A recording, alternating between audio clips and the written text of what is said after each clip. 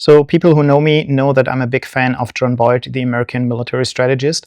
And in my mind, he is one of the top 3 military strategists. So most people have heard of Sun Tzu or Sun Tzu, the Chinese military strategist of the past, and then of von Clausewitz, the German one.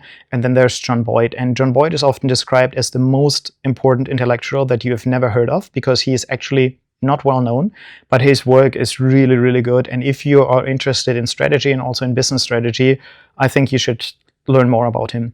And one of the most interesting concepts that he has is, or the most famous one, I should say, is the so-called OODA loop. And OODA stands for observation, orientation, decision, acting. And this is a cycle, right? And we know a lot of them, like PDCA, plan, do, check, act, and all of these other ones. So this in itself is actually nothing new. You kind of see what's out there, you orient yourself to it, you make a decision, you act, and then you go through the cycle again. However, what's really interesting in Boyd's work is actually the speed at which you go through it. Because a lot of the traditional cycles in some kind of orientation systems are very slow. You go through it once, and then maybe next year you do another audit, and then you do it again.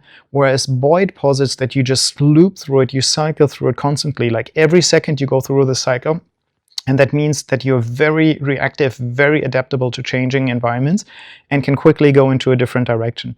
And if you're into strategy, if you're into agile, and if you want to learn more about the combination of those two, I think you should really get into reading about John Boyd, because a case can be made that agile systems such as Scrum are actually just the application of John Boyd's military thinking on business, on product development.